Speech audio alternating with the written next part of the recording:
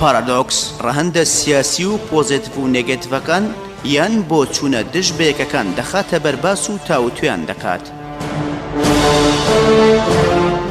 پارادۆکس گوێگرتنان لە دوو ئاڕاو بۆچوونی پێچەوانە کە هەر یەکیان بە پێی تێڕوانین و فکر و ئایدۆلۆژیا و بۆچوون لا دوو گۆشە و تێڕوانینی جیاوازەوە لێکدانەوە و تەحلیل و تەفسیر بۆ دۆسیە و فایل و بابەتە سیاسیەکانی کوردستان و عێراق و ناوچەکە و ئاڵ و گۆڕا گرنگ و خێراکان دەکات. پارادۆکس بەرنامەیەکە بۆ تێگەشتن لە هەر ڕوودا و بابەتێک بە تێڕوانینی ئازادانە و تەواو جیاواز. پارادۆکس بەرنامەیەکی هەفتانەی دەنگی گەلی کوردستانە ڕۆژان یەکشەمە کاتژمێر 11 خولەک ڕاستەوخۆ پێشکەشتان دەکرێت. پارادۆکس. بیسەرانی خۆشەویستی رادیۆ گەلی کوردستان هاتمەوە خزمەتتان منە حسێنم بۆ پێشکەشکردنی بەرنامەی پارادۆکسی ئەمڕۆ بۆ قسەکردن لەسەر دۆخی سیاسی هەرێم و کوردستان بەگشتی و قسەکردن لەسەر ئاڵوگۆڕەکانی ئەم چەند حوتوی ڕابردوو و بە تایبەتی ئەگەری هەڵبژاردنەکان لە هەرێمی کوردستان و عێراق و چەندە کاریگەری لەسەر پرۆسی سیاسی و باز لە بارودۆخی حکوومەتی هەرێمی کوردستان و یەکێتی نیشتیمانی و کۆنگرەی یەکێتی نیشتیمانی کوردستان و باسی زۆر بابەت دەکەین بە میوانداری بەڕێزان جەمیلە شێخ مەحموود ئەندامی مەکتەبی بیر و هوشیاری و لە ڕێخستنی دێرین بەڕێز کاک سەرتیب عەلی ئەندامی مەکتەبی ڕێکخراوە دیموکراتیەکان و سکرتێری کۆمەڵی خوێندکارانی کوردستان بەڕێز کاک عومەر عەبدولکەریم ئەندامی مەکتەبی خزمەتی پێشمەرگە و تێکۆشەرە دێرینەکانی یەکێتی نیشتیمانی کوردستان و شاعر بەڕێز کاک شەماڵنامیق ئەندامی ئەنجومەنی مەکتەبی ڕێکخراوە دیموکراتیەکانی یانونکاف بەڕێز کاک دارا حەمالی ئەندامی ئەنجومەنی مەکتەبی ڕێکخراوە دیموکراتیەکان بەخێر بێنەوتان. زەمیل خانبا لە جەنابتەوە دەست پێ بکەم بەخێر بێ هەلومەرجی کوردستان بەگشتی چۆنە بینیوە بە تایبەتی باشووری کوردستان و ئەوەی کە ئێمە شایدی ئەوەی نیا قسە و باسێک هەیە کە لە دوای پرۆسی ڕیفراندۆم هێشتا کورد تەپوتۆزی ئەم شکستەی لێ نەبۆتەوە یا با بڵێم هێشتا لەژێر تەپوتۆزی شکستی ڕیفراندۆم دەرنەچووە و قەیرانی دارایی قەیرانی سیاسی کێشە ململانێ لەگەڵ بەغدا و دەخالەتی وڵاتانی منتیقەکە و کێشە و ململانی نێوان هێزە سیاسیەکان هاوپەیمانەتی تازە هەمووەمانە دیاریدەی تازەن و ئاڵوگۆڕی تازەن لە ناوچەکەیە و لە هەرێمی کوردستان ڕوویانداوە بەڵام بەگشتی جەنابەت بارودۆخی کوردستان بەگشتی چۆنە بینی؟ زۆر سپاس لێرەوە ئەسلام هەیە بۆ گوێگرانی ڕادیۆ گەلی کوردستان. بێگومان ئەم بارودۆخی سا کە لە عێراق ڕوویداوە هەستیارە بۆ گەلی کورد بۆ سونە بۆ شیعە. ئەم بارودۆخەش ڕنگدانی بە تاکید زیاتر لەسەر گەلی کورد هەیە چونکە ئێمە وەکو گەلی کورد بڕیارێکیانە کە بڕیارەکە زۆر لە کاتی خۆیدا نەبوو ئەویش ڕیفراندۆم بوو. ڕیفراندۆم کاریگەری زۆر خراپی هەبوو لەسەر ڕۆژی هەرێمی کوردستان بۆ هۆی پەرتبوونی حزبە سیاسیەکانی کوردستان بۆ هۆی ئەوەی لە دەستدا لەدانی ناوچێکی زۆری ناوچە جێناکۆکەکان ئەمە کاریگەرەکەی زۆر خراپە هەروەها حکوومەتی عێراقی خۆی بەستەرکەوتو ئەزانێ ئەوێ ئامانجەکانی خۆی پرانسیپەکانی خۆی بەستەرگەلی کوردستانە بەس حکوومەتی هەرێمی کوردستانە بسەپێنێ وەکو داخستنی فڕۆکەخانەکان و گەڕانەوەی نەوت بۆ ژێردەسەڵاتی خۆی وەکو کە ئەوێ لە سۆمۆ بنێڕێ هەروەها داوای کردووە کە هەموو خاڵە سنووریەکان جایتر بێتەوە ژێردەسەڵاتی دەستوری حکوومەتی عێراق ئەمانە کاریگەری ئابووری و سیاسی و کۆمەڵاتی لەسەر هەرێمی کوردستان دروست کردووە ئەمەش بۆتەوەی کە باری دارایی خەڵک زۆر بەرەو خراپتر بڕات بەهۆی دواکەوتنی موچەوە بەهۆی ئەم بارە دەرونیە ناجێگیری لەسەر خەڵکی کوردستان دروست بووە ئەمە بۆتەوەی کە بێڕێ ئەمانەش نزیکبوونەوەی کاتی هەڵبژاردنەکانی حکوومەتی هەرێم و پەرلەمانی کوردستان لەگەڵ پەرلەمانی عێراق و ئەنجومەنی پارێزگار ئەمانەش بۆتە هۆی دروستبوونی تێکەڵبوونێکی ئاراستە جیاوازەکان لە هەرێمی کوردستانە بێ لەوەش هەڵتۆقینی چەند حیزبێکی تازەکە ئەمانە کاریگەریان دروست کردو لەسەر ڕاو بۆ چوونی دەنگدەر و خەڵکیان تووشی پەشۆکانی کردووە کە نازانن بڕیار لەسەر چی بن هەروە لەم کاتا پێویستە بیرمەندان سیاستمەداران زۆر بە هەستیاریەوە مامەڵە لەگەڵ ئەم بارودۆخە بکەن چ وەک دیاریکردنی کاتی هەڵبژاردن و هەروەها وەکو کاتی هەڵبژاردن لە عێراق چۆن بڕیار بدەین ئایا لە عێراق هەڵبژاردن پەڕان بکریان نەکرێ باشە کوردستانیش. باشە کاک سەرتیب عەلی بەخێر بێ جەنابەت. ئێمە لە کوردستان ئەوەی کە جەمیلەخان نایە لە هەندێک حیزب تازە هەڵتۆقیون، بەڵام ئێمە پێمان وایە ئەمە دیاردەی تازەن و لە پرۆسی سیاسیشە حاڵەتێکی تەبیعیە. هەندێک کەس دەڵێن ئەمانە بەشێکیان لە چەند لەم ئاخیرانەیە لە حکومەت کشانەوە و هەموو ئایبعارەکانیان خستە ملیەکێتی و پارتی لە کاتێکا خۆشیان 4-5 ساڵی ڕابردوو بەشدار بوون لە حکومەت و ئێستا لێرە هاوپەیمانێتیان پێکێناوە و لە هەمان کاتدا هاوپەیمانەتی شیعەکان هاوپەیمانێتێکی هەم تاکتیکانەیە و هەم هاوپەیمانێتێکی استراتیژیە. حیزبی داوا ڕاستە دوو تەحادوو دوو لیستی هەیە، بەڵام بە نەتیجە هەندێک لە چاودێران پیان ئەچێتە خزمەتی شیعەوە و ئەچێتە خزمەتی داهاتووی عێراقەوە، بەڵام لە هەرێمی کوردستان ئێشتا هەم کاتی هەبژارنەکان دیاری نەکراوە، هەم هێزەکان هەم لیستەکان و ئیتیلافەکان زۆر پەرش و بڵاون. پێ دوایە ئەمانە لە پاڵ ئەو بارودۆ خراپەی کە هەرێمی کوردستان هەیەی دیسان نەتوانێت کێشەیەکی تریش بخرێتە سەر کێشەکانی یان مەفروزانی هەرێمی کوردستان چۆن چارەسەر و ئەڵتەرناتیڤ و ئەم خەیران و گرفتانە بدۆزێتەوە و ئەمی کە جەمیلەخان ناوێنێ حیزبی تازەی هەڵتۆقی و چۆن مامەڵەیان لەگەڵ بکەوە، چۆن ئیدارەیانداوە، چۆن بە ڕسمی بیان ناسێەوە وەکو بەشێک لە پرۆسیسی دیموکراسی سەیری بکە.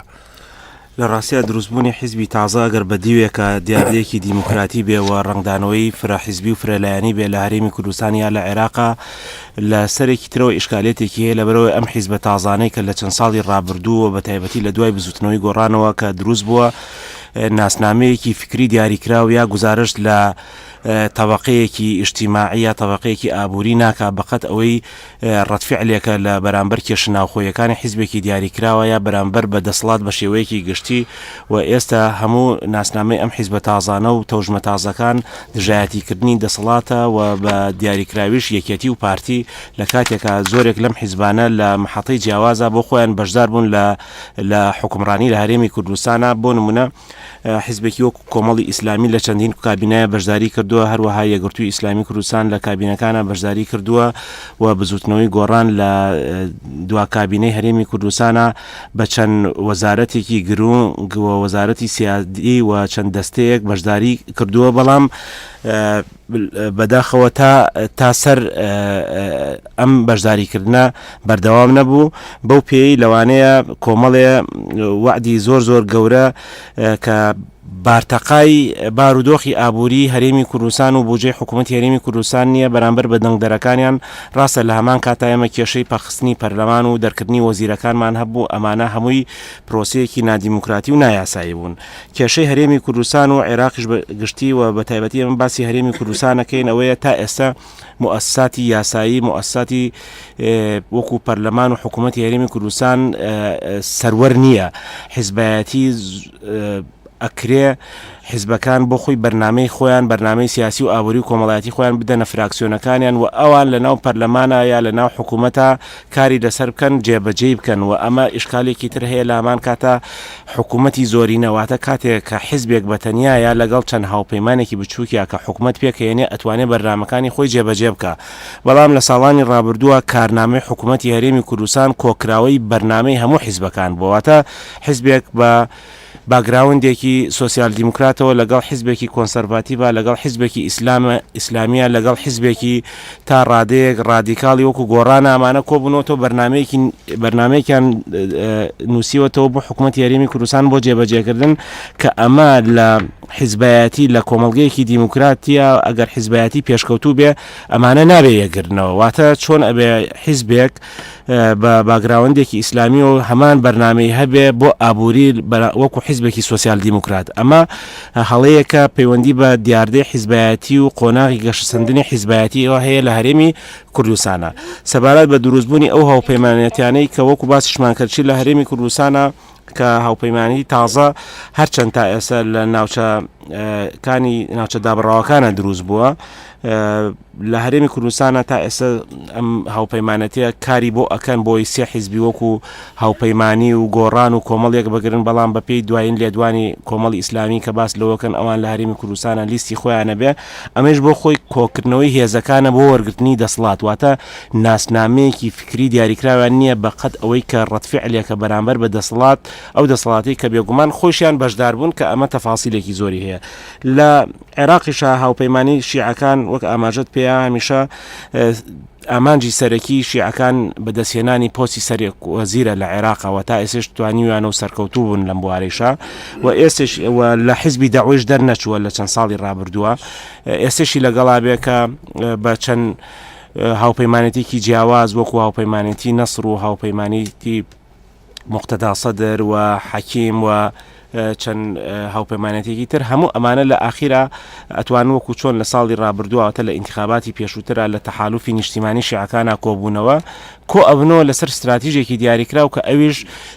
ماڵی شیعە و ڕێخستنەوەیەتی بە هەموو ئەو ئیشکالە جیاوازانەوە بەڵام بەداخەوە هەرێمی کوردستان ناتوانێت ماڵی خۆی ڕێخا بۆ ئەوی ڕوبەڕووی ئاستەنگەکان باشە کامەرجێ لە کاکسەتی بوو ینی ئێمە هەمیشە گلە یەکەینەوەی کە وڵاتانی منتەقەکە ئێران و تورکیا دەکەن لە کاروباری ئێمە بەشداری لە پیلانجی ڕێکانەکەن و هەندێک جار پێمان وایە ئاڵێن ئەمریکا پشتی تێکردوین و هەندێک جاڵێن حکوومەتی عێراقی غەدری لێ کردوین و نازانم دەستور جێبەجێ ناکا بەڵام وی کاکسەتی بێڵێ قسە گرفتە ئەسلەکە ئەمەیە کە ئێمە لە ناو خۆمان کێشە و گرفت و قەیرانی زۆر و زەوەندمان هەیە یەکێتی و پارتی یەکێتی و پارتی لەگەڵ حیزبە ئۆپۆزیسیۆنەکان هێزە ئیسلامیەکان بەجیا دوای ئەوە مەسەلەی نەبوونی بودجە و خەڵک نەبوونی خزمەت گوزاری هەموو ئەمانەوەی کردو کۆمەڵی کێشە بەسەرێکە کەڵەکە بێ یعنی یەکێتی و پارتی وەکو بەرپرسیەکەم حکوومەتی هەرێمی کوردستان پێ دوایە چۆن توانە چارەسەر بۆ ئەم قەیرانە بدۆزێتەوە ینی حیزبی تازە و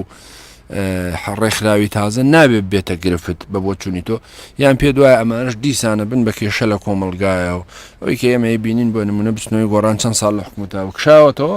حکوومەت خراپە کۆمەڵی ئیسلامی تا لە حکوومەتا بۆەوەی کە کاکسەتی بوتی ئێستا حکوومەت بووە بە کارکتەرێکی ناشرین و خراپ یەکگرتووی ئیسلامی لە سیوێکی ئابی 1996 لەگەڵ پارتی لە حکوومەتا بۆ کەچی ئێستاڵێ سێمانجی ماڵە یەکشێمەوە لە حکوومەت یعنی ئەوانە بەشێکی پێدوانی بۆ بەلا ڕێدابردننی ئەسلی خەڵکە بۆ کۆکردن تەنها بەشێکی زۆری بۆ کۆکردنەوەی دەنگەوە بەشێکی زۆری گرفتەکانی هەرێمی کوردستان هێزە سیاسیەکانن و ئەنجینا ئێران و تورکیا و ئەمریکاوەنە ڕۆڵیان هەیە بەڵام بەقەدرەوە نییە کە ئەم هێزانە خۆیان بەرپرسیەکە من سپاس بەڕاستی بەلای منەوە خۆی پارتی وێچێتی کە حکمیان زۆرینەی حکمیان بەدەستەوە بووە نەیانتوانیوە مۆراڵانە ئەو حکومە بەرن بەڕێوە نەیانتوانیوە لە ناو خۆیانە لە نێوانی هەردوو حیزبەکەشە جۆرێک لێگەیشتن و جۆرێک بەڕێوەبردن هەبێت کە بتوانن بەرامبەر بە بەرەی کە ناوی خۆیان هەر ڕۆژێک ناوی خۆیان ئۆپۆزیسیۆن ناونێن ڕۆژێکی کە لە دەسەڵاتان کە بەڕاستی لە کوردستانە کە سیرەکەی نەدەسەڵات لە دەسەڵات دەچێ نە ئۆپۆزیسیۆن لە ئۆپۆزیسیۆنە چێ با بێنە سەر بزوتنەوەی گۆڕان من ڕێزم بۆ بزوتنەوەی گۆڕانەیە بزوتنەوەی گۆڕان غەدرێکی زۆر گەورەی لێکرا لە پەرلەمان هەموو کەسێ ئەوە زانێ بەڵام بزوتنەوەی گۆڕان ئەو کاتە ئەوای وازیدا کابینەکەی خۆی بێنایە نەک هەر بۆ نمونە وەزارەتی پێشمەرگە کە لەم بارودۆخی شەڕاک حەساسترین وەزارەت بوو بزوتنەوەی گۆڕان کارێکی کرد کە یەکێتیش وەری نەگرێت نە ئەوە بوو بچێتە وەزارەتەکەی نە ئەوە بوو کە بەدەست تاکە حیزبی دەسەڵاتەوە مایەوانێ بۆ وەزارەتەکانی کەش ئەمە لە خۆیە کە بزوتنەوەی گۆڕان نەیتوانی لەو کاتە یاریکەرێکی یاریزانێکی باش بێت لە گۆڕەپانەکە و بتوانێ ببێتە ئۆپۆزیسیۆنێک تا ئەم دواییە لەگەڵ یەکێتیە لە خەتێکا ئەیویست بەرەو یەک تێگەیشتن بەرەو جەبهەیەک بەرەو ئەوە بچن کار بەیەکەوە بکەن باش هاوپەیمانی ئەگەر سەیرێکی بکەین هەرچەنە خەڵکی تازەی تایە بەڵام ئەوانەی کە ڕموزەکانێتی لە حیزبی بەتایبەتی لە یەکێتیەوە جابوونەتەوە باشە شتێکی تازەن نییە هاوپەیمانی من ڕێزم بۆ دکتۆر بەرهەمەیە خۆی سەرۆکی کابینەی حکوومەت بووە لە ناوێشێتیا ئەو تاقە سەرۆکی بووە خۆی جێگری سکرتێر بووە خۆی دەسەڵاتی بەدەستەوە بووە ئێستا خێرە لە حیزبێکە ئەمانە نەیانتوانیوە ئیش بکەن ئێستا بچن لە حیزبێکیکە بتوانن بێنە پێشەوە هیتە سەر کۆمەڵی ئیسلامی من بۆ خۆم دیومە لە حکوومەتە من خۆم یەکێکم لەوانی معجیب بووم بە وەزیرەکەیان کە ناوی عەبدولستار مەجیدە وەزیری کوشتوکاڵ بۆ هەموو جارێ هەموو وەزیرێکی زۆر چالاکە دیارە خۆشیان شانازیان پێوە کردو لە من زیاتر ئەی باشە خێرە ئێستا کۆمەڵی ئیسلامی ئەو حکوومەتی کە وەزیرەکەی باشین وەزیر بوو ئیشی تیا کردو ئێستا ئەو حکوومەتە ڕەفزەکە لەم سەری بۆ ئەو سەری یەکگرتووی ئیسلامیش لە هەمویان خراپتر یەکگرتووی ئیسلامیە یەکگرتووی ئیسلامی یاری بە ئاگرێکەکە دوجار من لەو باڕام خۆی لە هەموو لاکان زیاتر ئەسووتێنێت چونکە بەڕاستی یەکگرتووی ئیسلامی لە کاتێکی هەڵبژار بۆ کشانەوە ئەو کاتە کەس بە پوی لێ نایکڕێ باشە دێمە لای کاک شەماڵبا بێمە لای جەنابێت ینی هەندێک لەو قسانەی جەنابتان کردان ینی بۆ نمونە گرفتەکان هەرەمە نییە هەر هاوپەیمانی و کۆمەڵ و گۆڕان نییە ینی بۆ نمونە پارتی دیموکراتی کوردستان لە چەند ڕۆژی ڕابردوودا بانگەشەوە کاکە ئێمە بەشداری پرۆسی هەڵبژاردن ناکەین لە کەرکووک با کۆتیەکەین بۆ چونکە احتیلال کراوە داگیر کراوە کەچی لە مووسڵ بەشداری هەڵبژاردنەکانەکە ئێستا ئەندامی ئەنجومەنی پارێزگاکەی نانێرێ بۆ کۆبوونەوەکان بۆ کەرکووک بەناوی ئەوی داگیر کراوە بەڵام جێگری پارێزگاری مووسڵ کە ئەندامی پارتیە بەشداریەکە لە شنگال بەشداریەکەن کە سێ چوار جار لە ماوەی ئەم دوو ساڵای خەڵکی شنگال بوونە قوربانی ئەم دووفاقێت و ئیزدیوازیەتە لە سیاستکردنە پێدوان نییە ینی خەڵک بە ئاسانی تێگا بە تەنها گرفتەکار کۆمەڵی ئیسلامی یەگرتو گۆڕان نییە ینی چی پێدوایە لە کەرکووک بەشداری هەڵبژاردن ناکەم و لە مووسڵ کەچی ئەندام پەرلەمانەکان لە عێراقن ئەم پێدوانێ مزایدەیە هەرێمی کوردستان لەم مزایدانە پێویستە دەرچێ بە پارتی پێویستە واز لەم یاریانە بێنێ زۆر سپاس کاگەنوەر ئەوەی کە ئێستا هەیە لە عێراق و لە هەرێمی کوردستان بە تایبەت بەرەنجامی ینی ئەوەیە کە ئەڵێ ئالوودەی دەردین ئەو دەردەی کە عێراق لە بیستەکانی سەدەی ڕابردووە پێوی ئەناڵێنێ دوو فاکتی زۆر سەرەکی هەیە کە ئێمە کەوتونەتەنەوە ئەم هەمگرێ و گۆڵانەی کە زۆر جار ئێمە نازانین ینی ئەم حزبە سیاسیانەی کە لە عێراق هەن وەکو حزبێکی مەذهبی یان وەکو بزوتنەوەیکی مەذهبی بیان بین یان وەکو بزوتنەوەیکی خێڵێکی مامەڵیان لەگەڵ بکەین یان وەکو بزوتنەوەیکی فعلەن سیاسی بیان ناسین ئەو دوو دەردەی کە لە عێراقا بە بەردەوامی هەیە و تا ئێستا هەموو حزبە سیاسیەکان تایدا گیرۆدەن دوو بابەتەیە یەکیان قوڵبوونەوەی کێشە کۆمەڵایەتی و مەذهبیەکان و توانەوەی لەناو بۆ حزبیاوە بەکارهێنانیان وەکو ڕەتفعیل لە هەموو بارودۆخەکاندا و بابەتێکی تریشان ئەوەیە کە پەیوەندی بە دەستێوەردانی دەرەکیەوە هەیە من لەو پێشەکێ باش دیقەتمدا لە قسەکانت کە دەستوەردانەکانی تورکیا ئەمریکا وڵاتانی ناوچەکە رووسیا هەموو ئەو ئاڵوگۆڕانەی کە هەن بێکەم و کورد نین و بێکاریگەریش نین لەسەر ئەو شارع سیاسی کە لەسێ لە عێراق هەیە بۆیە ئەوەی کە بەلای منەوە زۆر گرنگە ئەگەر کەرکووک وەکو سامپڵێک وەربگرین لەناو هەموو کێشەکانی عێراقا و لە یادمان نەچێ ینی لە پاکەمە باز لە کەرکووکەکەین ینی شنگالیش لەبیر ناکەین و کۆبانیش لەبیر ناکەین و ئەفرینیش لەبیر ناکەین کە بابەتێکی هەر زیندوو گەرمە ئێستا بەداخەوە و لە پاڵیا مووسڵ لەبیر ناکەین و تەواوی ئەو گرفتانەی کە دوولایەنن و بەشێک لە کێشەکانی ئێمە لەگەڵ عێراق و بەشێکیش لەناو خۆماندایەوەکو هێزە کوردستانەکان و هێزە سیاسیەکان بێگومان کاریگەری چۆنایەتی و چەندایەتی دەرەکی هەیە بەسەر ئەم بابەتان و ئەم کێشمە سیاسیانەوە بابەتی کەرکووک بابەتێکی زۆر فرەڕەهەندە و بابەتێکە زۆر قسە لە خۆ ئەگرێ بەڵام تازەترین قسە بۆ ئێمە ئەوەیە کە حزبێکی حکومڕانی وەکو پارتی دیموکراتی کوردستان کە ئێستا بایکۆتی هەڵبژاردن لە ناوچەی کەرکووک و ناوچە دابڕاوەکانی سنووری پارێزگای کەرکووک ئەکا دوو هۆکاری زۆر سەرەکی هەیە یەک لەوانە دەرکردنی هێزێکی کاریگەری وەکو یەکێتی نیشتیمانی کوردستان و حزبێکی خاوەن نفوزی وەکو پارتی کرێکارانی کوردستان کە لەگەڵ یەکێتی نیشتیمانی کوردستان هاوسۆزە و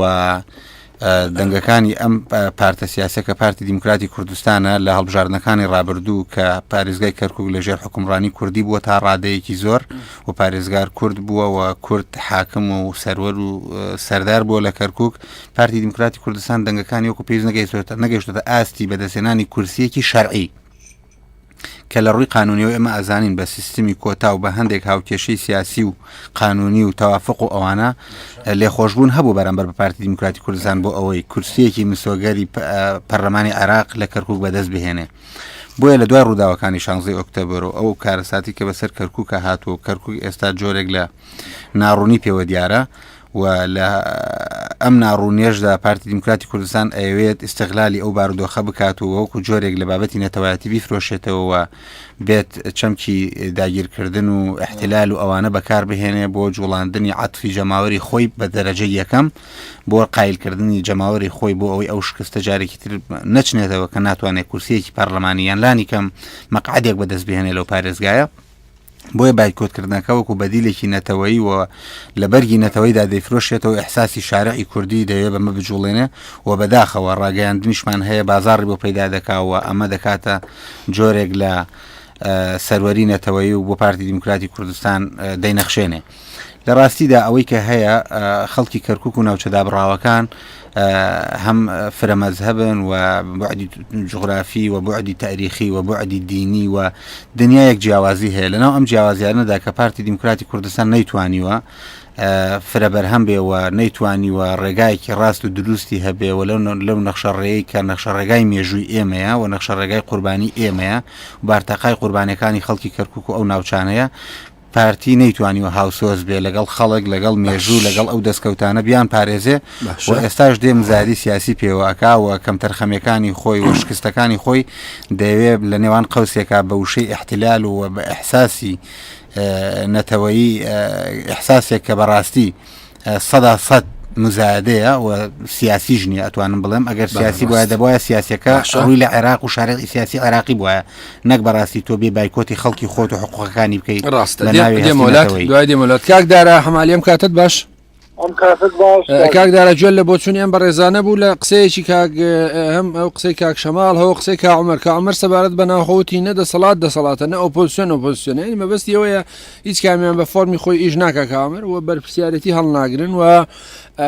ینی مۆدێلێکی جیهانی نییە گوازرا بێتەوە بۆ ئێرە جۆرێک لە پارادۆکس و متەناقسی هەیە لە نێوان هەم دەسەڵاتەکە ناخۆی هەز بە کەم و کوڕەکان و بەرپرسیارەتی خۆین هەم ئۆپۆزیسیۆنیش بەرپرسیارانە ناجوڵێتەوە ئەوەی کاک شەماڵیش وتی سەبارەت بە تایبەتی بارودۆخی ئەوەی کە لە ناوچە جێناوەکان و پارتی بایەکۆتی هەڵبژاردنەکە لە کەرکک و کەچی ئەمە بینیویشمان دوێنێ بەڕێز نێچیروان بارزانی و قوبات تاڵەبانی و دکتۆر فواد حوسێن سەردانی بەغدایان کردووە لەگەڵ عەبادی کۆبوونەوە پێ دوایە ینی بۆی کە سوورەکە ڕۆشن بێ ئەبێ سەرکردایەتی سیاسی کورد چی بکە یعنی جۆرێک لە فەوزا و جۆرێک لە ئاڵۆزی و جۆرێک لە کێشە و گرفت و ئەوە هەیە کە بۆ خەڵک ئاسان نییە ئێستا سوورەکە لە لای وازەح بێ کە هەرێمی کوردستان لە چ بارودۆخیەکە یعنی لە ئەفرین شەڕە دوێنێ من میوانەکانم لەسەر ئەم مێزە دانیش بوون کە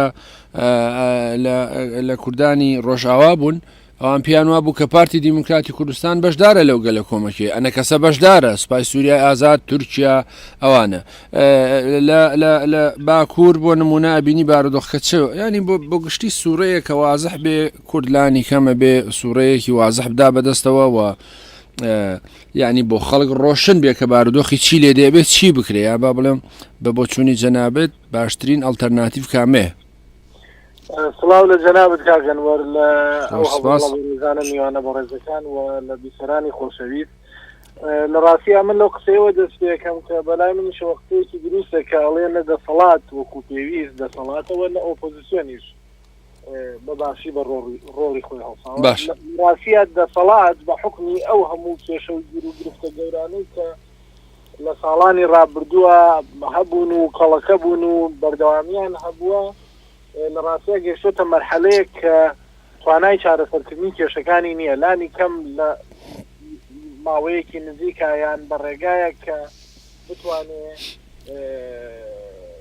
متمانەی جەماوەر بەدەست بهێنێتەوە لە ڕاستیە دەسەڵات لە ئەزمەیەکی زۆر قوڵایە و ئەزمەکەش پەیوەندی بە تەنیا بەم مەرحەلەی ئێساوە نییە لە ڕاستیە خەلفێتێکی هەیە و ڕابردوویەکی هەیە کە کێشەکان کەڵەکە بوون تا گەشتن بەم ئاستی ئێستا و لە ئێستاشا بەداخەوە سەرڕای ئەوەی کە ئێمە وەکو دەسەڵات لە ماوەی 26 ساڵی ڕابردوو کێشە و گیر و گرفت ناوخۆیی زۆرمان هەبووە لە ئیدارەدان وەکو پێویست ئیدارەیەکی سەرکەوتوو نەبووین لە ئێستاشا کۆمەڵی گیر و گرفتی تری گەورە ڕوبەڕوومان بووەتەوە کە وای کردووە چارەسەرکردنی کێشەکان زۆر قورسر و ئاڵۆسر بکات لە پاڵ ئەمەشا ئۆپۆزیسیۆنێکمان هەیە کە بەداخەوە ئۆپۆزیسیۆنێکی مەسئول نییە ئەوەنەی چاوی لە مزایدات و لە کۆکردنەوەی دەنگە جا ئەم کۆکردنەوەیە تەنانەت بە تێکدان و هەندێجار بە ڕوخاندنی ماڵەکەش بێ کە خۆی بە سایە و سێبەریەتی ڕەنگە زۆر قەزیە نەبێ بەلایەنەوە و بە شێوەیەکی عام لە دۆخێکی خراپی مزایداتی سیاسی ئەژین و ئەم مزایداتە لە ڕاستیە ڕێگرێکی گەورەی دروست کردووە لە بەردەم چاکسازی و لە بەردەم ئەوەی کە ئێمە بگەینە کەنارێکی ئارام وە ئەمە بە شێوەیەکی زۆر تایبەت و بە قورسی کاریگەری لەسەر دانیشتوانی هەرێمی کوردستان هەیە و لە ڕاستیە دانیشتوانی هەرێمی کوردستان ماندوو بوون و ئەوەی بەلایەنەوە گرنگە ئێستا ژیان و گوزەرانیانە کە وەکو باسمان کرد دەسەڵات تا ڕادەیەکی زۆر بەداخەوە دەستەوسانە لە چارەسەرکردنی ئەم قەزەیەوە لە دابینکردنی ژیان و گوزەرانیان بەشێکی مەسئولیەتەکەش ئەکەوێتە ئەستۆی حزب ئۆپۆزیسیۆنەکان کە ئەوانیش ئەدایەکی باشیان نییە زۆر جار کە دەسەڵات ئەوێ هەنگاوێک منێ بۆ چارەسەرکردنی کێشە و گیرگرفتەکان حزب ئۆپۆزیسیۆنەکان بە مزایدات و بە جوڵاندنی شەقام و بە جوڵاندنی عاتیفەی خەڵکی ئەیانەوێ ئەم محاولە بچووکانە شتێک بدەن و ئەهدافی خۆیان باشە کاگدارە من دوای دێمەوە لای جەنابەت جەمیلە خان سوورەیەکی عامی بارودۆخی کوردستان و عێراق خوانماندا بە بیسەران بەڵام بە بۆچوونی جەنابێت ئەوەی کە مۆزوعێکی گرنگە بۆ ئێمە وەکو جەنابتان هەمووتان وەکو کادری ئەندامی مەکتەبی لە حیزبەکە لە یەکێتی نیشتیمانی کوردستان قسەکەوەی کە یەکێتی نیشتیمانی کوردستانیش بۆ خۆی کێشەی زۆرە یەکێتی نیشتیمانی کوردستان ڕاستە ئەتوانێت ڕۆڵێکی فعال و ڕۆڵێکی سنترال بجێڕێت لە چارەسەرکردنی کێشەکانی هەرێم وەدا بەڵام گلەی ئەوەی لەسەرە کە کێشەی زۆرە ینی هەمیشە خەڵک لێەوە کە ئێوە ختابێکی جیاوازتان هەیە لێدوانی جیاوازتان هەیە ئێستا قسە باسەوە دەسەر کۆنگرە و پلنیۆم و ئەوانە بە بۆچوونی جەنابێکی چۆن نەتوانێت ئەو ڕۆڵە میحوەرەی کە لە سەردەمی مام جەلالە جەنابی مام جەلال هەیە بۆ بیگێڕێتەوە و لانی کەم بێتە نموزەجێک چاو لە ئەو هەوڵانی ئەو بکەن یان لانی کەم کۆنگرەیەک سەرکەوتوو بەستێ لانی کەم کێشەکانی خۆی چارەسەرکە بۆی بێ بشێ لە چارەسەرکردنی پرۆسی سیاسی لە هەرێمی کوردستان و عێراق و لە پارچەکانی تر کوردستان بێگومان یەکێتی نیشتیمانی کوردستان ئەو حیزبەیە کە تا ئێستاش خەڵک کوردستان چاوەڕی ئەنی ئاسۆی بەرقەراربوونی ژیان و گوزارانیان و باری سیاسی و کۆمەڵاتی خەڵک لە یەکێتیەوە بینن باشە چکە یەکێتی خاوەنی مێژوویەکە کە بە خاوەنی بەرنمەیە کە بەرنامە سۆشیاڵیم کرات کە دەکرێت خەڵکی کوردستان چۆن نەکرێت چی ئەمە دەکی خەڵکە بە یەکێتی بەڵام یەکێتی بۆ لەم بەرپرسیارەتە بوون بووە ئەبێکەتی یەکەم شت دەرک بۆ بکات هەتووکو قیادەی کێشمانی کوردستان سەکرادی کێشمانی کوردستان دەرک بۆ بکات کە پلانێک هەیە لە دەرەوەی بەرامبەری وەکو پێترێ سەد نفوس پلانێکەیە کە یانە یەکێتی بچوو کرێتەوانێ یەکێتی لە بیر و باوەڕ دوور بخرێتەوە لەو ئاماجە کە ئیش کە دوور خرێتەوە بۆیە ئەگەر دەرکی بەوە کرد ئەزانێ پلانەکانی چی بێ یەکێک لەوانە بێ یەکێتی نیشتیمانی کوردستان ئیتر لە مۆدە خیتابی شەرمنانەی نەبێت لەگەڵ گۆڕاستەر بە شەرمانە قسەکە تا ئێستا و ئەزانێ گۆڕان یەکێکە لە نیشتیمانی کوردستان بەشێکە لەوێ بەڵام وان نییە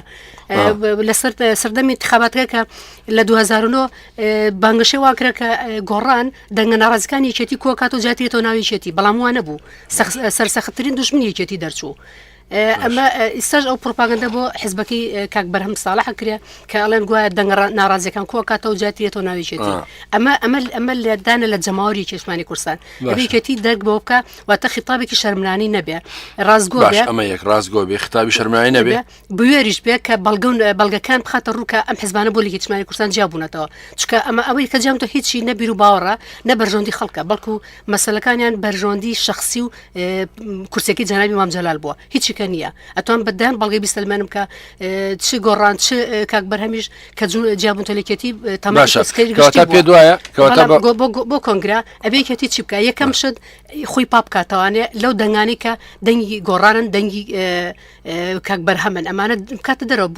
بۆی کێشمانی کوردستان نەبێتە مفاجعە لە کاتی هەڵبژارنە بڵێن 100 کەس یا 50 کەس لێ کێشمانی کوردستان هاتە دەرەوە و چۆنا و فڵان حیزبەوە ئەبێکێتی خۆی ئامادەکە بۆ کە ئەمە جارێکم شت خۆی پاپکاتەوە دوو هەم شت ئەبێ کۆنگرێکی سەرکەوتوانە بەسێ کۆنگرێکە هەموو تێکەڵیکە لە گەنج و لە ڕای گەنج و ئەم بەتەمەنەکان واتە سەکە دروستکە کە بەڕاستی خەمی کێشمانی کوردستانی بێ دەنگێک هەیەڵەن هەنێ کەسان هەلە ناوی کێتی سەرکردەکەمانە لە ئەنگری پارتین ئەبێ ئەوانش خوان ساخ بکەنەوە ساغ بکرێنەوە زۆرتر شایعتر گۆڕان و پارتی بەتاکید ئەوە ئەبێکێتی خۆی ئەوە مەکاڵم ئەبێ خۆی سەخکاتەوە ئەبێ بیسەلمێنێ کە ئەو شایعانەت چۆن ڕازنین واتە ئەبێ بەیاننامەی هەبێ لەسەر شتانە ئەنی لە ڕووی ئەعلامەوە بەرپەرچی ئەو ناهێنەر باتەوە باشە لەگە کۆنگرەکەشە کۆنگرە بێت لە کاتی خوا بەسرێ پێش هەڵبژاردنەکان باشە دێمەوە لا دوای کاک سەرتیب جەمیلە خان بەشێ لە سوورەکەی ئەوە کرد بۆی پرسیارەکەی منیش بۆ جەناب دوازەحتر بێ یەکێتی نیشتیمانی کوردستان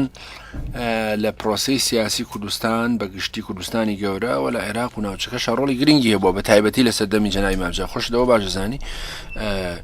و ڕۆڵێکی میحوەریە جێڕا و ڕۆڵێکی میحوەری واقعیانە و ڕۆڵێکی واقعی نیشتیمانی و نەتەوەی دیموکراسیانەیە ژێڕا نەک بۆ ڕۆڵێکی سادا ئێستا هەزەکە ئمە هەزەکەی نشێتی نیشتمانی کوردستان خەریکە ئەمڕۆڵی خۆی لە دەزەدا بۆ چوونی جەنابەت چییە؟ ئەنی گرنگترین ئەڵتەرناتیڤەکانی کە یەکێتی نیشتیمانی کوردستان بۆ خۆچاکردنی بۆ ڕۆڵی بۆ تەقوێکردنی دیموکراسی بۆ مافەکانی کورد لە عێراق و هەرێمی کوردستان چییە؟ و ئەم کۆنگرەی کە بە ئێمە هەمیشە باسیەکەین یەکێتی ئەم کۆنگرەی یەکێتی توانێت دار ئاسای سەحریبی هەموو کێشەکانی یەکێتی و هەرێمی کوردستان چارەسەر بکە یان چۆن؟ ڕاستیان ئێمە بێ ڕازگۆبین یەکێتی نیشتیمانی کوردستان ئەو ڕۆڵەی کە لە سەردەمی جەنابی مام جەلال و ساڵانی پێشووتراهی بووە بەشێک لەو ڕۆڵەی لە دەست داوە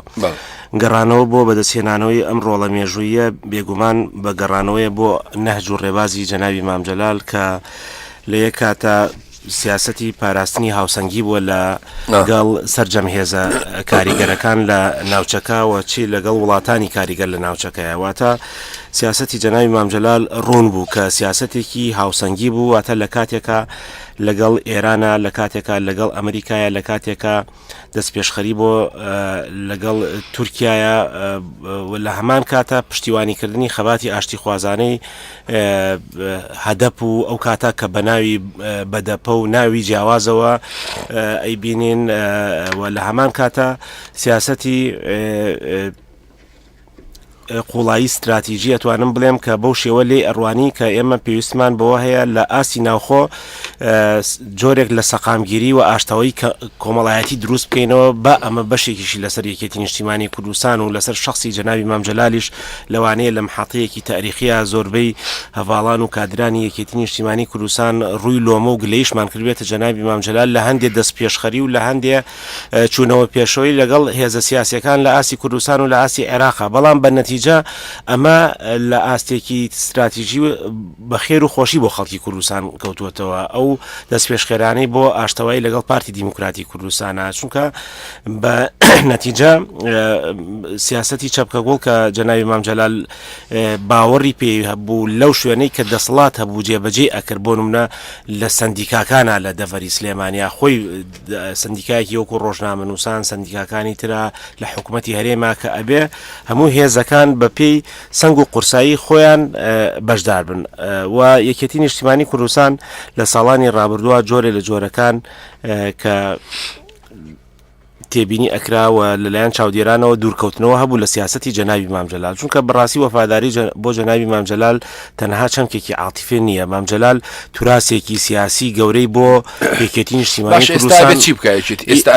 بێگومان یەکێتی سە ئیشکالێتی گەورەی هەیە خیتابی ڕوونیە دابەش بۆ بەسەر چەند جەمسەرێکی جیاوازەوە پارچەیەکی گەورەی لێبۆتەوە لە ڕۆژانی پێشووە و ئەگەر یەکێتی خۆی باش نەکە معارەزە بۆ ئەوەی کە خەڵکی تریش بڕواتە دەرەوە یەکێتی نیشتیمانی کوردستان چونکە کاتیەوە نییە من بە عاتیفە قسە بکەین بۆ یەکێتیە بێ کۆنگرەی خۆی بکە بەڕاستی ئەمە هەموو ئەمانە بەشێکی کەڵەکەبووی سازنەکردنی کۆنگرەیە لە کاتی خۆیە بۆ یەکێتی گرنگە کۆنگرە بکات و کۆنگرەیەکی هەتا بکرێت شەفاف و ڕوون بێ کۆنگرەیەکی هاوسەنگ بێ کۆنگرەیەک بێ لە پێناو یەکێتی نیشتیمانی کوردستان نەک لە پێناو شخص و دیاری کراوە دواتر بۆ ڕێخستنەوەی کۆنگرا بێ یەکێتی خۆی بگونجێنێ لەگەڵ قۆناغەکەیە و دواتر یەکێتی سیاسەتێکدا بڕێژێ لە یەک کاتە دەست پێشخەری هەبێ بۆ چاکردنی بارودۆخی هەرێمی کوردستان و چوونە پێشەوە لە سەرجەم حیزبە سیاسیەکان چونکە لە ساڵانی ڕابردووە ئەزمون پێمانەڵێ هیچ حیزبێکی سیاسی یەکەم لە ڕووی ئینتیخابیەوە زۆرینەی ڕەهای نییە تا بۆ خۆی بەتەنیا بتوانێت حکومەتێک بهێنێ و یەکێتی نیشتیمانی کوردستان هەموو حیزبێک بۆعدێکی مێژووی و جوگرافی هەیە یەکێتی لە ڕووی مێژووی و جوگرافیەوە لە ڕووی جوگرافیەوە زۆنی سەوز و سلێمانی هێزی تر کاریگەرە پێویستی بە خۆگونجاندن هەیە پێویستی بە ئیتیفاق هەیە هەروەکوی لە ئاسی ئیداراتە لەگەڵ بزوتنەوەی گۆڕاناکردوێتی لە ئاسی نیشتیمانیا پارتی دیموکراتی کوردستان هێزێکی کاریگەرە لە ئاسی هەرێمی کوردستانە بێگومان ئەبێ ڕێکەوتنت هەبێت لەگەڵ یەکێتی چۆن ئەتوانێت احتیوای نارەکانی بکە و هەمان کاتە بتوانێت مفاتەحەی دۆستەکانی بکە ینی بۆی کە هەرێمی کوردستان لانی کەم بەشێک لەو قەیرانان دەربازی بەڵێ بێگومان وەکو باسم کرد لە ئاستی جوگرافیا یەکێتی نیشتیمانی کوردستان لەگەڵ بزوتنەوەی گۆڕان کە لە چەند ساڵی ڕابردوو نارێکی سەرسەختی یەکێتی نیشتیمانی کوردستان بۆ لەم دەڤەرە ئیتیفاقیەکی ئیداری مۆر کردووە و جێبەجێ کراوە و ئەبێ ئەمە خەڵکی خۆی باش تێبگەێنێ کە ئەمە ڕێکەوتنامەیەکی ئیداریە لە ئاسی پارێزگای سلێمانی ناکاتە ئەوەی کە ڕێکەوتنی سەرتاسەری بۆ پێکێنانی حکوومەت هەرێمی کوردستان کوردستان و بەشداری لە حکوومەتە هەڵوەشێنیتەوە کە مەدێکی زۆری جەماوەری و لەلایەن ئەحزابەوە ئێستێشی لەگەڵاوێ باس لەوە کراوە لە ساڵانی ڕابردوو با یەکێتی نیشتیمانی کوردستان لە حکوومەت بکشێتەوە کە ئەزمونونەکان دەری ئەخستووە چۆڵکردنی سەنگەر بۆ بەرامبەر دیارە ئەمە بۆ ڕکابەر هیچ چارەسەر نییە واتە تۆ بەرنمەیەکت هەیە بۆ خزمەتکردنی خەڵک ئەبێت لە ڕێگەی حکوومەتەوە جێبەجێ بکەیت و ئەمە ئۆپۆزیسیۆنیش لە ساڵانی ڕابردووە بێگومان بەڵام بەڵێنی واقعی واتە ئێستا یەکێتی نیشتیمانی کوردستان لە ڕووی ئابووریەوە تەنها ئەوەندە ئەتوانێت بڵێ ئێمە خەمی سەرەکیمان پەیداکردنی بژێویە جا بۆ ئەمە پێویستی بەوە هەیە بەڕوون و ئاشکرا بۆ بەغدا بچێت تا ئێستا بەشێکی لە عێراق لە ساڵانی ڕابردووە دوورکەوتنەوەیەک هەبوو لە بەغدا و شەرم نەکات لەمە جەنابی مام جەلال شەرمی نەئەکردەوە دەنگێکی زوڵاڵ ئەیوت ئەبێ ئێمە لەگەڵ شیعەکان بە دوو حکم ئەبێ هاوپەیمان بین و نابێ ئەو علاقەتێک بین لە بەش مێژوو وەکو مێژوو هەردووکان زوڵم لێکراون وەکو ئێستا ئەوان حکومڕان لە بەغدا تۆ بۆ ئەوی بتانی شتێک بۆ میلەتەکەی خۆت بپچڕی ئەبێ لەگەڵ لایەنی حکومڕان لە بەغدایە ڕێک بکەوی بۆیە لەم کاتەیە ئەگەر شەقامی زۆرێک لە بیرکردنەوەی هەبێ بەڵام ئەم ڕێکەوتنەوە شەفاف بن و شتی فعلی لێ بکەوێتەوە و ئیلتیزاماتی دەستوری عێراقی شتیە ئەبێ حکوومەتی هەرێم جێبەجێ بکە وەکۆی لە دەستورە هاتووە بۆ ئەوەی تۆ دواتر بتانی داوا لە ئەویش بکەی دەستور باشە دێمەولاد کامر پێ دوایە کۆنگرەی یەکێتی نیشتیمانی کوردستان لە ئێستا هێندە زەرورێتی کاتوانێت کێشە گرفتەکانی هەرێمی کوردستان یا با بڵێم ناوخۆی یەکێتی نیشتیمانی کوردستان چارەسەرکاوە هەندێک ئەڵتەرناتیڤ و ڕێگا چارەش دۆزێتەوە بۆ چاکنی بارودۆخی کوردستان کاگەر ئەم مۆزوعی کە ئەم دووەڤاڵەیە سەباسییان کرد و جەناب لێ پرسین قسە زۆر هەڵەگرێ باشە پێشەوەی جوابی ئەو پرسیاری جەناب بەمەوە باشە ئێمە با هەڵەکە لە خۆمانەوە بە سەراحەت قسە بکەین نەیشارینەوە ئەوەی ئێستا مەکتەبی سیاسی بە تایبەتی زۆر سەرکردایەتی کە ئێستا ئەم حیزبن ئەمانە شەرعینین بە پێی سیستەم چونکە ئەگەر بە پێی سیستەم بێ کۆنگرێت 4 ساڵ جارێ بێ هیانە لە 15 بۆ 30 ساڵە سەرکردایەتی و مەکتەبی سیاسیە بەڕاستی ئەی باشە بۆچی بۆ سەرۆکایەتی محافەزەیە هەرێم بۆ دوو خول زیاتریکەن بە تاوان ئەی بۆ خۆیان تاوان نییە خەونی ئەم هەموو گەنج و ئەم هەموو کادرە چی خواردی ئەوان خواردیان باشە ئەمەشیان کردووە قەیناکە ئەگەر لەسەر حەق بن لەسەر سەر و سەر چاو بەڵام ئەوان ناتەبایەکان گەیشتۆتە ترۆپ تۆ یارمەتیم بە ناتەبایەکان گەیشتۆتە ترۆپک و ئەم ناتەبایەش وای لێ کردو نەتوانن سیاسەتی ئەم حیزبە بەرن بەڕێوە لە ماوەی ئەم دوو ساڵە قاچێکیان لەگەڵ گۆڕان بوو قاچێکیان لەگەڵ پارتیا بوو نەیانتوانی بە جوانی سیاسەتێک بۆ ئەم حیزبە پەیڕەوکەن گۆڕان وازی لێهێنان و پارتیش بەجێهێشت یەکێتی بەجێشت ئەمە خەتای نەگۆڕانە نە خەتای پارتی خەتای یەکێتی خۆی تێنیتوانی سەرکردایەتەکەی یەکێتی ئەبێ ئێمە کۆنگرە چۆن ئەڵێ خەیرون لا بودەمین ئەبێ کۆنگرە زیاتر هیچ ئەلتەرناتیڤی هیچکەندێ من بەڕای من کۆنگرە بکرێ یەکێتی نیشتیمانی بە کەلتورەکەی ئەگەر ڕبعێکی ئێساشی بمێنێتەوە لەوە باشتر بۆ حەجمی ئێستا بێ بەڕای من لەبەر ئەوە ئەبێ کۆنگرە باشە دێمەوە کاک شەماڵ ئێمە لە چەند ڕۆژی ڕابردووە شایدیەوە بین هەندێک گلەی هەیە لە بۆ نمونە لە کاک عومەر گلەیەکە لە بەشەی لە سەرکردایەتی مەکتەبی سیاسی و هەندێک لە گلەیەکەش بێگومان کادریش گلەیان هەیە ینی هەندێکی ژەڵەن کۆنگرە ئەڵتەرناتیڤ ئەتوانێت بەشێکی زۆری ئەوە هەمووشتان جەختانە سەرەوە کردەوە هەندێک گلەیی لە مەکتەبەکانەکرێت بۆ نە مەکتەبی ڕاگەیان داوم دەستگاکانی ڕاگەیان یەکێتی نیشتیمانی کوردستان گیان پێ دوایە کۆنگرە ئەبێ ڕێو شوێنێک بۆ هەمەکتەبەکان و ڕێو شوێنێک بۆ سیاسەتی ناوخۆیی ئەوی کاک عومەرەڵێ ینی ئەگە بێ بۆ نمونە ئێمە خەتێکی دروستمان هەبێ بۆ مامەڵەکردن لەگەڵ بستنەوەی گۆڕان خەتێکی ما دروستمان هەبێ یا لانی کەم خەتێکی ڕوونمان هەبێ بۆ مامەڵەکردن لەگەڵ پارتی لەگەڵ ئەحزابی ئیسلامی لەگەڵ پارچەکانی تر ئێمە جۆرێک پێدوانێت جۆرێک لە فرەختابی بە بۆچوونی یەکێتی نیشتیمانی کوردستانەوە دیارە و بۆ حیزبێکی سۆسیال دیموکرات پێویستە خەتی ڕۆشنی هەبێ استراتیجی ڕۆشنی هەبێ ڕوئیای ڕۆشنی هەبێ ئەمانەی کە من باسم کرێگە جەنابەت پێم بڵێ یعنی چۆنەکرێ گەڵاڵە بکرێ و ڕێو شوێنی بۆ دامدرێ و پراکتیزە بکرێ لە عملیدا کاگەنەوە خۆی دوو بابەت هەیە بەڕاستی پەیوەست بە کۆنگرە و بە ژیانی سیاسی ناوخۆی یەکێتی نیشتیمانی کوردستانەوە بۆ هەم بۆ خۆڕێخستنەوە هەم بۆ ئەو چاوەڕوانی کە جەمیلەخان باسی کرد کە خەڵک و جەماوەری یەکێتی نیشتیمانی کوردستان و زۆرێک بە هێزە سیاسیەکانیش بۆ ئومێدەوە تەماشای یەکێتیەکەن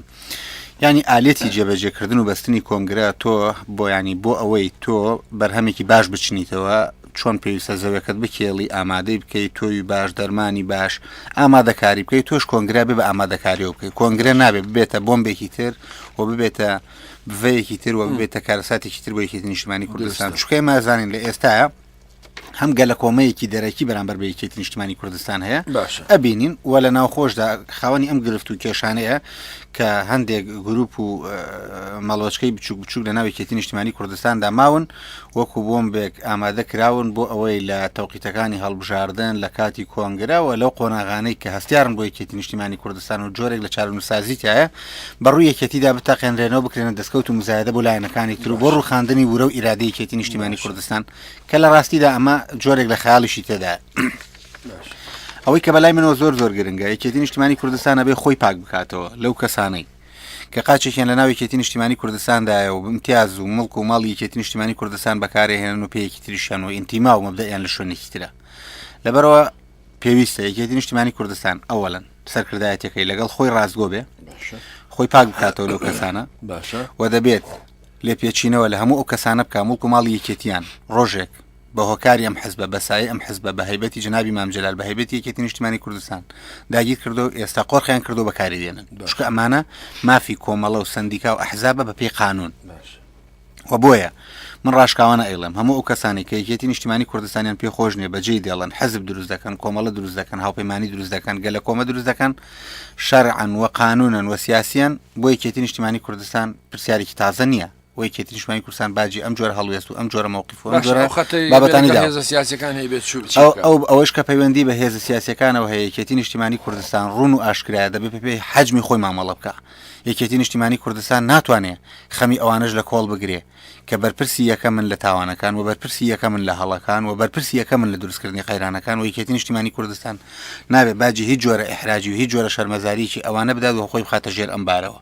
من ئەو قسەی جەمیلەخان بەو جۆرە ناکەم کە بەڕاستی پێم ڕەوانیە و بە تاوانیشی ئەزانم هەر کادرێکی یەکێتی نیشتیمانی کوردستان هاو ئاواز بێ لەگەڵ ئەو جۆرە شایع و لەگەڵ ئەو جۆرە بۆ چوون و لەگەڵ ئەو جۆرە مزایدە و ئەو جۆرە تەفرەقانی کە بۆ یەکێتی نیشتیمانی کوردستان دەهێنرێنە پێش بە مەبەست کە یەکێتی نیشتیمانی کوردستان نازانم خەتێکی سەر بە گۆڕانەوە خەتێکی سەر بە کێ و خەتێکی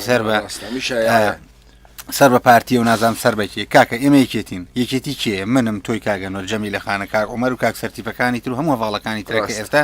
گوێمان لێ دەگرن و دەبینین لە هەڵوێستەکان لە ڕۆژی شەهید لە ڕۆژی یادی دامەزراندنی یەکێتی نیشتیمانی کوردستان لە پرسەی جەنابی مامجلال لە هەموو بۆنە و کارەساتەکان لە هەموو خۆش و ناخۆشەکان لە هەموو ترشوداڵەکان بۆ یەکێتی نیشتیمانی کوردستان ئالاسەوزەکە و چەپکەبڵەکەی جەنابی مامجلالیان بەدەستەوەیە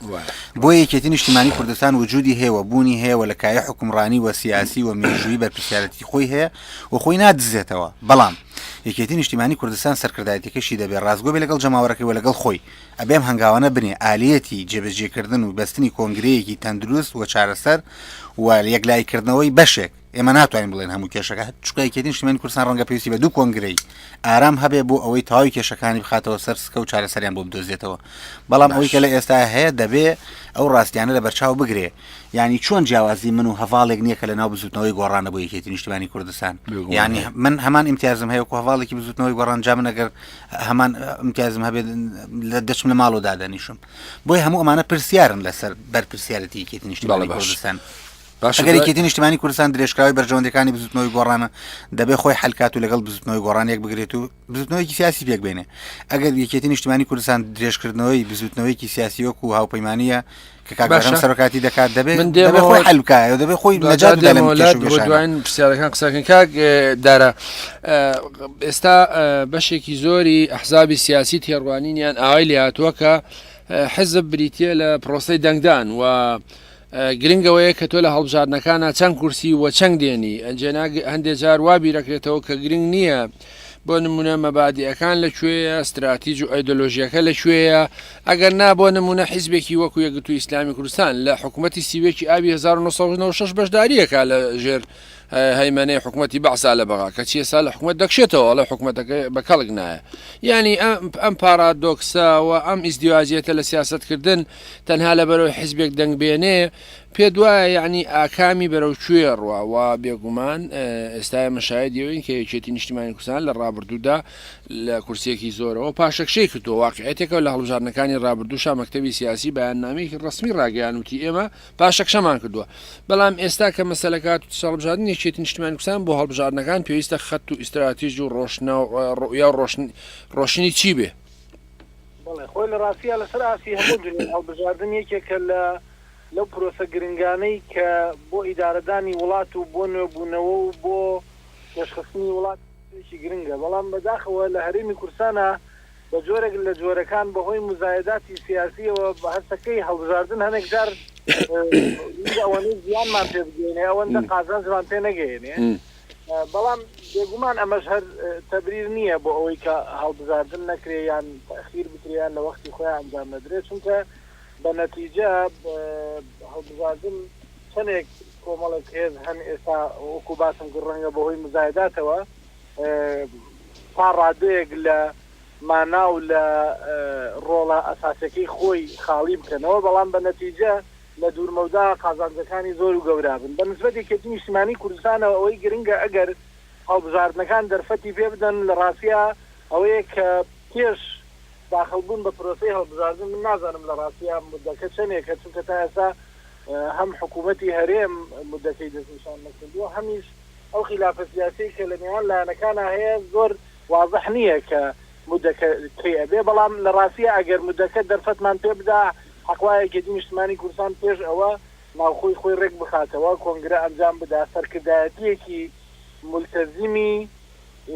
ئیشکەر هەڵبژێرێ کە ئەڵێ ملتەزیمی ئیشکەرەوەیە کە ستافێک بێ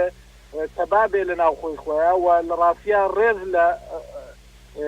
قەراراتی خۆی بگرێ ستافێک بێ کە ئەگەر بە زۆرینە قەرارێکی دەرکرد دوان لەوانەی کە لەگەڵ قەرارەکە نەبوون لە کۆبوونە نێنە دەرەوە و لە پرێس کۆنفرانسا بۆ چوونی خوان بڵێن و بڵێن ئێمە لەگەڵ ئەو بڕیارە نەبوون چونکە بە نەتیجە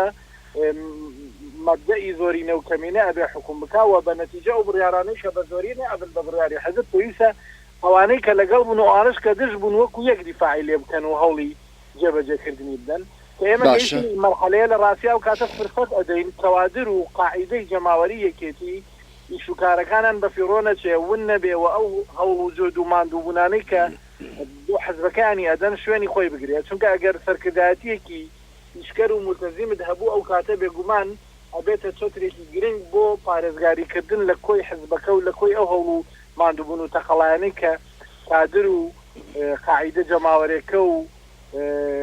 کەسوکاری شەهید و هەموو کۆی جەماوەر و دەنگدەری حزبەکەی دەنوە بۆ یەکێتی گرنگە بەڕاستی وەکو باسم کرد ئەگەر مدەکە ڕێگەمان پێ بدا کۆنگرە بگرین و کۆنگرە دڵنیام لەوەی کە هەموو کێشەکان چارەسەر ناکا بەڵام هیچ هەڵبژاردەیەکی باشترمان نییە لە کۆنگرەوە کۆنگرە لانی کەمە بێتە سەبەبی نوێکردنەوەی سەرکردایەتێکە لانی کەم ئەو قسە و قسەلۆکانە لە ناو ئەباکە ئێستا بەشێکی زۆر ئەوترێکە سەرکردایەتی شەرعی نییە ڕەنگە بەشێکی بێگومان لە شوێنی خۆیەتی بەڵام وەکو باسم کرد کۆنگرە ئەمەش لە ناو ئەباوە هیوادارین بە جۆرێکیش بێ کە سەرکردایەتیەک هەڵبژێرێکە لە ئاسی مەرحەلەکە بێەوە باشە کاکدارە دوایین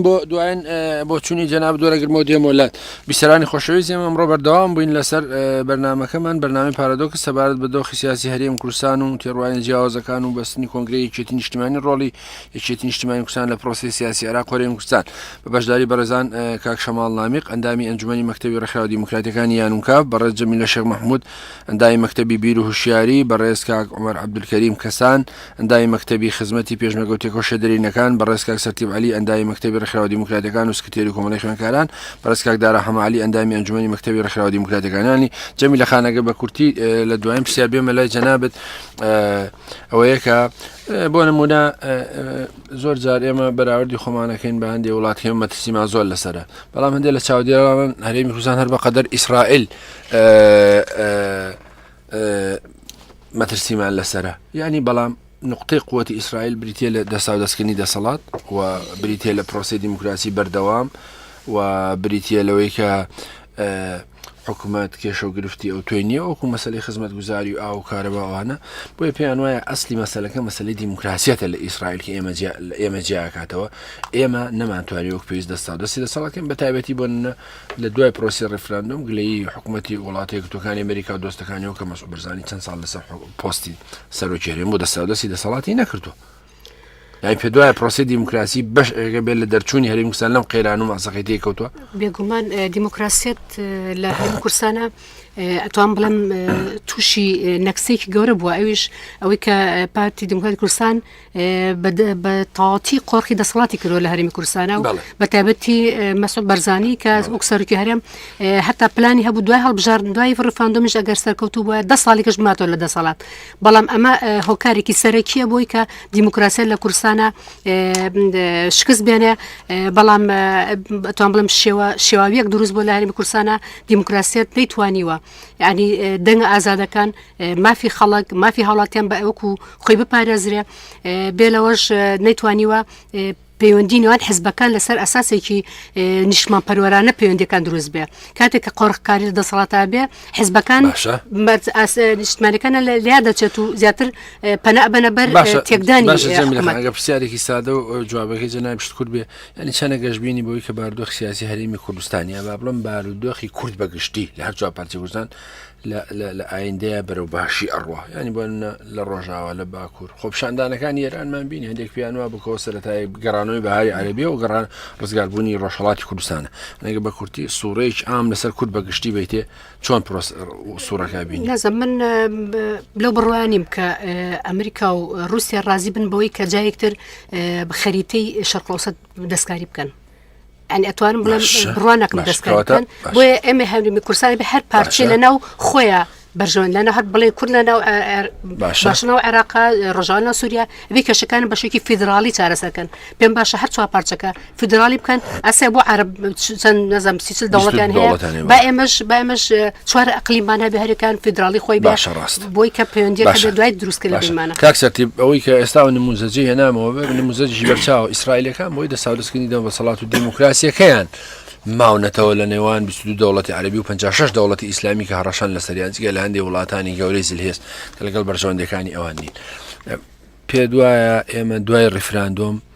ینی پێویستە لەو شکستە نەجاتمان بێ و ئایا ئەم یەکگرتوویەی کورد یا با بڵێم ئەوەی کە جەنابەت پێ دوای بێت لە ساڵی 2010 یان ساڵی 2019 نەتوانێت ڕەوشێکی باشتری هەبێ و ئەتوانێت ئیمتیازی زۆر بەدەستبێنێ لەگەڵ هەلومەرجە ناوچەی نوێ دەوڵەتەکەیان خۆی بگونجێنێ بابەتێکی زۆر گرنگ لە ڕاستیا و ڕوژان ئەویش جێبەجێکردنی دیموکراسی و یاساوەکو خۆی و بێگوێدانە ئەوەی قەیرانەکان